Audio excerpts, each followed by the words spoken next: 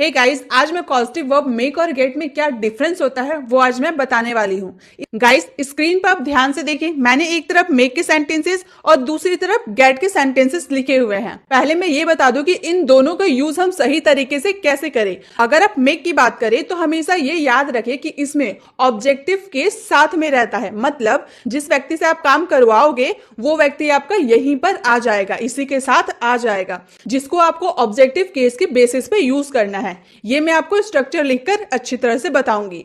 अगर हम गेट की बात करें तो यहां पर आप लोग जिससे काम करवाओगे वो नहीं रहेगा, मतलब उसकी एब्सेंस रहेगी। लेकिन अगर आप यूज करते हैं तो कैसे करनी है वो भी आज मैं बताऊंगी। तो चलिए पहले हम मेक को अच्छी तरह से समझते हैं। जैसा कि मैंने मेक में बताया कि इसमें ऑब्जेक्टिव केस साथ में रहता है। अब ये ऑब्जेक्टिव केस होता क्या है वो भी तो जानना पड़ेगा। तो अब ध्यान से देखिए ऑब्जेक्टिव केस क्या होता है। ही हम लोग का सब्जेक्ट होता है ना, तो सब्जेक्ट का ऑब्जेक्टिव केस क्या हो गया? हिम। ही का ऑब्जेक्टिव केस हो गया हिम। सी का ऑब्जेक्टिव हर। इट का ऑब्जेक्टिव इट। आई का ऑब्जेक्टिव मी। वी का ऑब्जेक्टिव अस। यू का ऑब्जेक्टिव यू। दे का ऑब्जेक्टिव देम। ये जो ऑब्जेक्टिव केस है ना, आपको ये याद करने होंगे, ये समझने के लिए नहीं, ये रटने के लिए। इसे आप याद कर ले तो मेक वाले सेंटेंस आप इजीली बना सकते हैं। तो चलिए अब हम लोग करते हैं मेक में पीएचडी। जैसा कि पहले सेंटेंस है, मैं तुम्हें हंसाता हूं, तो यहाँ हंसने का काम कौन कर रहा है? तुम। मैं तुम्हें हंसाता हूं, तो हंस कौन रहा है? तुम हंस रहे हो। उसी तरह से मैं उसे हंसाता हूं, तो यहाँ किसे हंसाया जा रहा है? उसे। उसी तरह से मैं उसे रुलाता हूं, तो किसे रुलाया जा रहा है? उसे। मैं तुमसे इंग्लिश बुलवाता हूं, तो मैं किससे इंग्लिश बुलवाता हूं? तुमसे। यहां पे आप ध्यान से देखिए, इन सारे सेंटेंस में एक सिमिलर है ऑब्जेक्टिव केस। जिस व्यक्ति से आप काम करवाओगे वो आपको साथ लिखा हुआ रहेगा। तो सबसे पहले इसका स्ट्रक्चर हम देखते हैं। सबसे पहले आपको लगाना होता है सब्जेक्ट, उसके बाद मेक या फिर मेक्स या फिर मेड या फिर मेकिंग। ये आपके टेंस और सब्जेक्ट के अकॉर्डिंग लगता है। अगर आपका थर्ड पर्सन सिंगुलर आ गया तो आपको तो मैक्स यूज करना होगा, मैक तो यूज नहीं कर सकते। अगर आप कंटिन्यूअस की बात करें तो आप मेकिंग का यूज कीजिएगा। अगर पास्ट इंडेफिनिट की बात करें तो मैड का यूज कीजिएगा। तो इसी तरह से आपको टेंस और सब्जेक्ट के अकॉर्डिंग मेक का यूज करना है। उसके बाद ओसी। ओसी मीन्स ऑब्जेक्टिव केस। जो मैंने इससे पहले आपको बताया ना, ही का हिम, सी का हर, वो हम लोग का ऑब्जेक्टिव केस होता है। उसके बाद आपको वर्ब का फर्स्ट फॉर्म लगाना है एंड द लास्ट आपको ऑब्जेक्ट लगानी है।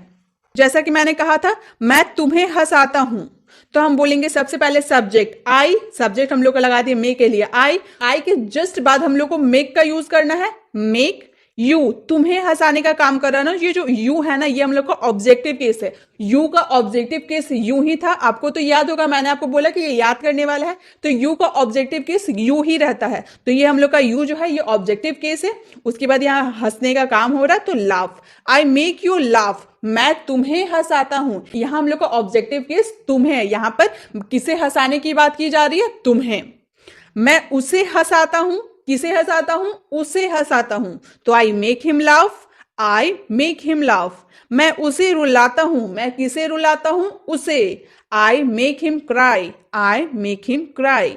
मैं तुमसे इंग्लिश बुलवाता हूं, I make you speak English. I make you speak English. मैं किससे इंग्लिश बुलवाता हूं? तुमसे।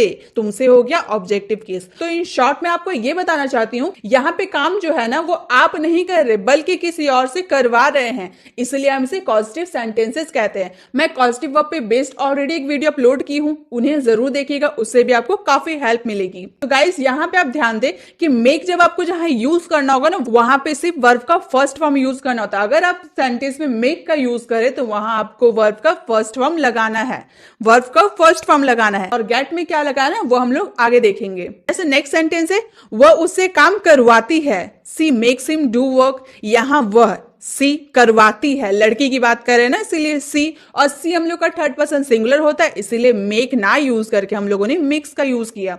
उसके बाद किससे काम करवाती है? उससे काम करवाती है, तो उससे हम लोग का हिम डू वर्क। या फिर अगर लड़की की बात रहे तो आप हर का भी यूज कर सकते हैं। सी मेक्स हिम डू वर्क। वह उससे काम करवाती है। तुम हमेशा हमें रुलाते हो।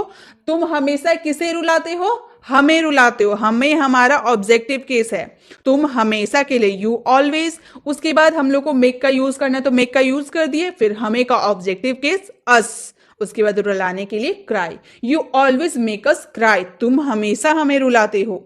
मैंने उसे पानी भरवाया, तो मैंने किससे पानी भरवाया? उससे भरवाया। तो I made him fill water, मैंने उससे पानी भरवाया।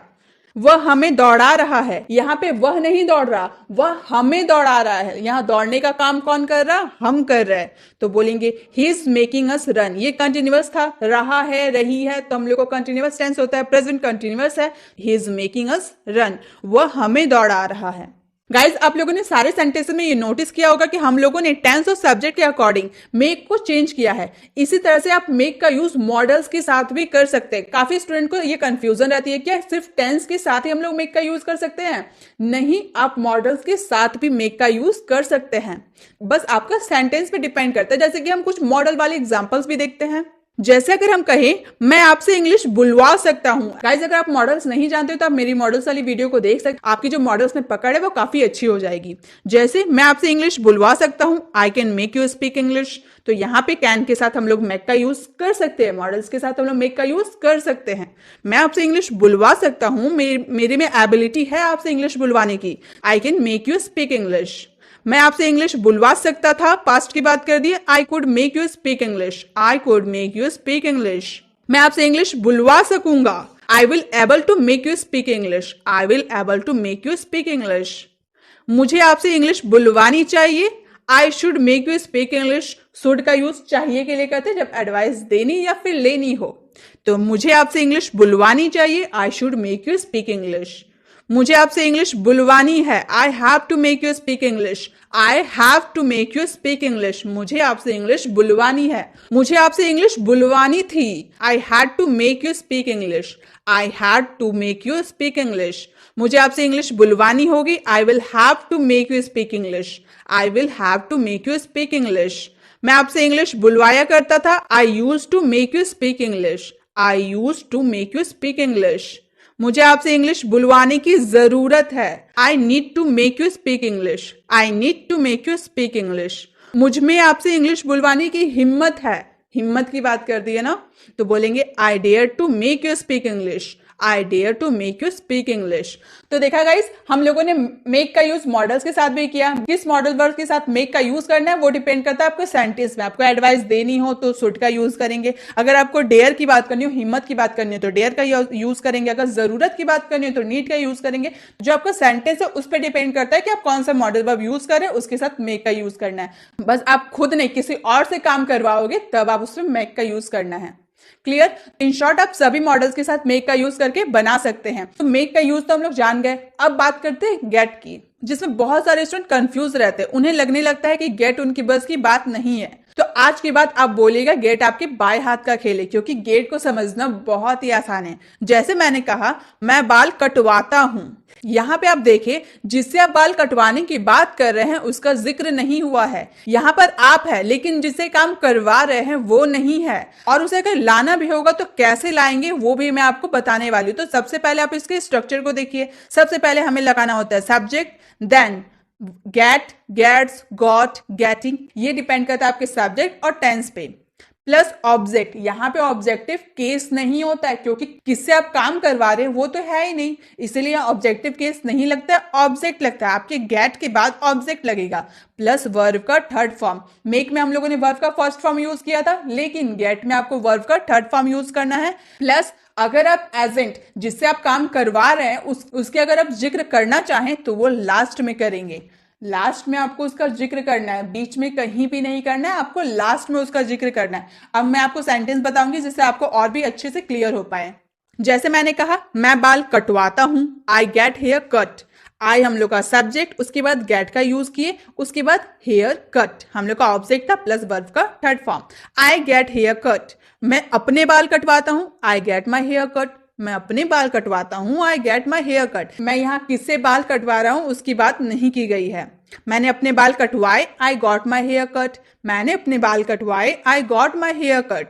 मैं अपने बाल कटवाऊंगा, I will get my hair cut. I will get my hair cut. यहाँ पे हम लोगों ने टेंस के अकॉर्डिंग गेट का यूज किया है। मैंने पंखा रिपेयर करवाया, I got the fan repaired.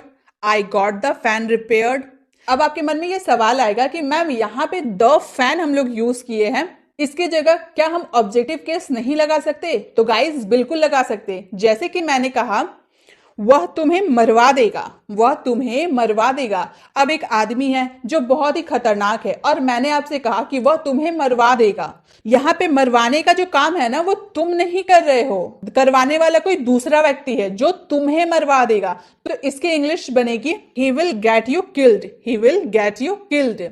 अगर मान लीजिए मैंने कहा वह तुम्हें गुंडों से मरवा देगा, तो यहाँ मारने वाला कौन रहेगा? गुंडा रहेगा। तो उसकी इंग्लिश बनेगी he will get you killed by goons. जो भाड़े के गुंडे होते हैं ना उन्हें हम लोग गूंस कहते हैं। He will get you killed by goons. तो गाइज मैं आपको एक बार मेक और गेट में जो डिफरेंस है वो क्लियर कर देती हूँ। जैसा कि मैंने कहा मैंने पंखा रिपेयर करवाया, मैंने कहा मैंने पंखा रिपेयर करवाया, तो यहाँ पर रिपेयर क्या हुआ पहले ये देखते हैं। हम लोग अभी गेट की बात करें, मेक में आप नहीं जाइएगा, हम लोग अभी गेट के सेंटेंसेस की बात करें। तो यहाँ पे हम लोगों ने कहा मैंने पंखा रिपेयर करवाया, तो यहाँ पे हम किससे करवा रहे हैं वो मैटर नहीं करता है। क्या रिपेयर करवाया जा रहा? पंखा। हमारा सारा फोकस किस पे रहेगा? पंखा रिपेयर करवाने में। तो यहाँ पे जो पंखा है ना वो जस्ट गेट के बाद आएगा। तो जैसे हम लोगों ने पंखा रिपेयर करवाया तो हम लोग का ये तो सेकंड फॉर्म था, इसलिए हम लोगों ने गॉट यूज किया। अगर हम लोग गेट का यूज करते तो गेट के जस्ट बाद द फैन, पंखा आता, क्योंकि यहाँ पे हम लोग का फोकस किस पे जा रहा? जो रिपेयर करवाया जा रहा, पंखा रिपेयर करवाया।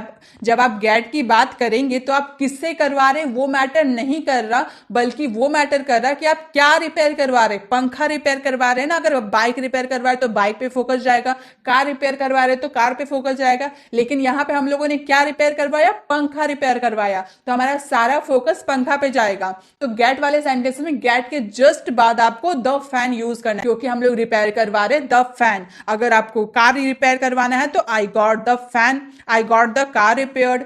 और यहाँ वर्ब का थर्ड फॉर्म लगाना था इसलिए थर्ड फॉर्म लगाया। तो आपको समझ में आया गेट का यूज कब करना है, कौन काम कर रहा है, इससे आपको कोई मतलब ही नहीं है। गाड़ी रिपेयर करवाइएगा तो आप मैकेनिक से, ये तो आपको पता है कि मैकेनिक रिपेयर करवाएगा, लेकिन यहाँ पे सारा फोकस हम लोग क्या कर रहे? पंखा पे दे रहे हैं। किससे करवाए वो मैटर नहीं कर रहा, इसीलिए इसमें हम लोगों ने गेट का यूज किया। लेकिन अगर हम लोग मेक की बात करें तो कैसे समझेंगे? मेक में मैटर करता है कि आप किससे काम करवा रहे, गेट में मैटर नहीं करता है कि आप किससे काम करवा रहे, बट मेक के सेंटेंसेस में ये मैटर करता है कि आप काम किससे करवा रहे। जब मेक के सेंटेंसेस को बनाइएगा तो मेक के बाद उस व्यक्ति का नाम, उस व्यक्ति के ऑब्जेक्टिव केस को लगाना है जो काम करता है। गेट के बाद हम लोग जो रिपेयर करवाया जाता है उसको लिखते हैं, बट मेक के सेंटेंसेस में जैसे मैंने कहा मैं आपसे पंखा रिपेयर करवाता हूं, अगर हम मेक का यूज करेंगे तो इस तरह बनाएंगे, मैंने आपसे पंखा रिपेयर करवाया, पास्ट की बात कर दी ना, इसलिए हम लोगों ने मैड का यूज किया। आई मैड यू रिपेयर फैन। यहां पे सेंटेंस में है कि मैंने आपसे पंखा रिपेयर करवाया, लेकिन आपसे अगर हम लोग मेक की बात करें तो जस्ट मेक के बाद यूं आएगा। ठीक है, जब हम मेक के सेंटेंसेस को बनाएंगे तो मेक के जस्ट बाद ऑब्जेक्टिव केस, जिससे आप काम करवा रहे, मैं आपसे पंखा रिपेयर करवा रही हूं तो आपको मैं मेक के बाद ही लिखूंगी। लेकिन अगर हम गॉट की बात करें तो आई got the fan repaired bye you, आपको मैं लास्ट में कर दूंगी। अगर करना चाहूं तो लास्ट में करूंगी, वरना नहीं भी कर सकते, उससे आपको कोई फर्क नहीं पड़ता। लेकिन अगर गॉट में हम यूज कर भी रहे तो लास्ट में करेंगे। गॉट में हम द फैन जो रिपेयर हो रहा उस पे ध्यान देंगे। क्या रिपेयर हो रहा? पंखा रिपेयर हो रहा। आप ध्यान दीजिए कैसे मेक और गेट के सेंटेंसेस को बनाना है, आपको कंफ्यूज जरा भी नहीं होना है। मैं पानी भरवा रहा हूं, I am getting water filled, I am getting water filled. उसने अपने घर को पुतवाया, he got his house painted, he got his house painted. हमने खाना बनवाया, we got the food cooked, we got the food cooked. उसने इंग्लिश बुलवाई, he got English spoken. So guys आप देख सकते हैं कि कहां आपको मेक लगाना है और कहां आपको गेट लगाना है। चूंकि गेट और मेक पॉजिटिव वर्ब है, दोनों सेम मीनिंग कैरी करती है। जो सेंटेंस मेक में आ सकता है वो सेंटेंस गेट में भी आ सकता है, बट उसकी जो इंग्लिश आपको बनाने वो बिल्कुल अलग है। दोनों की जो इंग्लिश बनती है उसमें बहुत बड़ा डिफरेंस है। दोनों के बीच जो अंतर है ना, बहुत बड़ा अंतर है। तो मैं आपको दोनों के बीच के अंतर को अच्छे से एक्सप्लेन कर देती हूँ। तो सबसे पहला मेजर डिफरेंस है, मेक के साथ हमेशा वर्ब का फर्स्ट फॉर्म लगता है और गेट के साथ हमेशा वर्ब का थर्ड फॉर्म लगता है। पहला डिफरेंस समझ गया। सेकंड डिफरेंस, मेक के जस्ट बाद आपको जो एजेंट है जिससे आप काम करवा रहे हो, जस्ट बाद में आएगा। मेक के जस्ट बाद में आएगा जिससे आप काम करवा रहे हो।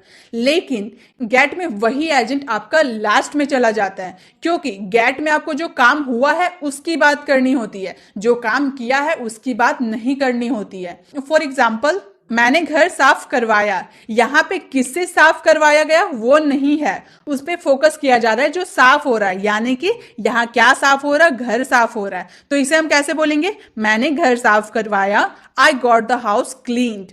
आई गॉट द हाउस क्लीन्ड किसके द्वारा करवाया गया है, मान लीजिए मैंने बोला मैंने रोहन से घर साफ करवाया है। अगर ये सेंटेंस आपके मेक में भी आ सकते हैं, गेट में भी आ सकते हैं, लेकिन दोनों की इंग्लिश तो अलग बनती है। कैसे अलग बनती है वो फिर एक बार देख लेते हैं। मैंने रोहन से घर साफ करवाया तो हम बोलेंगे I got the house cleaned by Rohan, या फिर मैंने उससे घर साफ करवाया, I got the house cleaned by him her, या फिर रिया से साफ करवाया तो रिया, जो भी आपका जिससे आप घर साफ करवा रहे हैं उसका नाम लिखना है। गॉड के बाद जस्ट वो चीज लिखे जो साफ करवाया गया है, घर साफ करवाया जा रहा है ना, तो द हाउस को हम लोग लिखे गॉड के बाद। तो ये आपको डिफरेंस है कि गॉड के सेंटेंसेस में गॉड के जस्ट बाद वो लिखना होता है जो आप साफ करवा रहे हैं, घर साफ करवा रहे हैं ना। लेकिन अगर मेक की बात करें, मैंने रोहन से घर साफ करवाया, दोनों की हिंदी मीनिंग सेम है, दोनों एक ही मीनिंग कैरी करती है, लेकिन इंग्लिश क्या होगा, I made Rohan clean house. Made के बाद जस्ट हम लोगों ने उसका नाम लिखा जिससे हम लोग काम करवा रहे, रोहन से काम करवा रहे, तो रोहन को हम लोगों ने यहाँ पे लिखा। यहाँ पर हम लोगों ने लास्ट में, गॉट में हम लोगों ने लास्ट में लिखा, बट मेक में हम लोगों ने। तो आई होप गाइस आपको मेक और गेट में जो डिफरेंस होती है आपको अच्छे से क्लियर हो गई होगी। अब आप मुझे कमेंट करके बताएं कि आपको मेक और गेट अच्छी तरह से क्लियर हुए या नहीं हुए। ये सारे सेंटेंसेस आप देख रहे हैं ना, ये सारे सेंटेंसेस मैंने आपको इंग्लिश में ट्रांसलेट करके दिखाई, बट एक ही सेंटेंस को हम लोग मॉडल्स के साथ यूज करके किस तरह से बना सकते हैं वो भी मैंने आपको बताया। मैं तुम्हें हंसाता हूं, आप ये भी बोल सकते हैं ना, मुझे तुम्हें हंसाने की हिम्मत है, मुझे तुम्हें हंसाने की जरूरत है, मुझे तुम्हें हंसानी चाहिए।